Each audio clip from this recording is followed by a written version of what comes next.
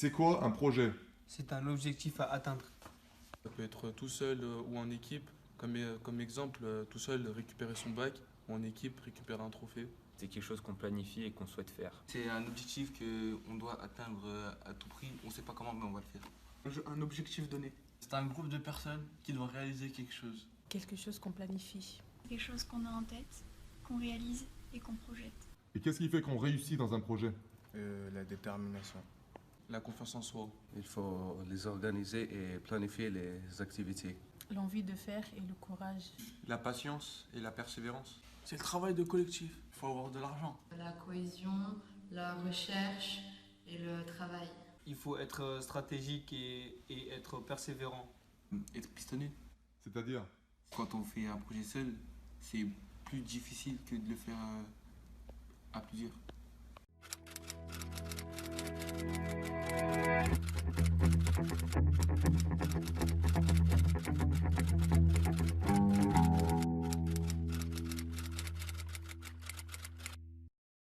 Alors un projet est bon, c'est un projet qui est fédérateur. Les élèves doivent avoir quelque part un sentiment d'appartenance et de fierté par rapport à leur établissement. On n'apprend pas que du scolaire dans un établissement scolaire. Donc faire des projets, c'est aussi emmener les élèves vers d'autres horizons.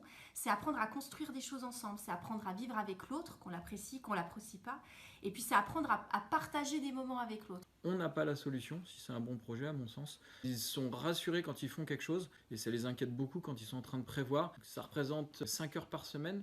Une notion de solidarité, de lien entre les élèves. Les habituer à leur donner le droit à l'erreur, parce que c'est aussi le droit d'oser. Normalement, l'équipe doit se fédérer autour du projet et monter le projet. Et dans les faits, parfois, c'est un peu l'inverse qui se passe. Une personne propose un projet, on tente de fédérer des personnes autour de ce projet. Les accompagner et suivre leur méthodologie, leur progrès, leur travail, mais sans leur donner la solution. On a un outil facilitateur maintenant, c'est l'outil numérique.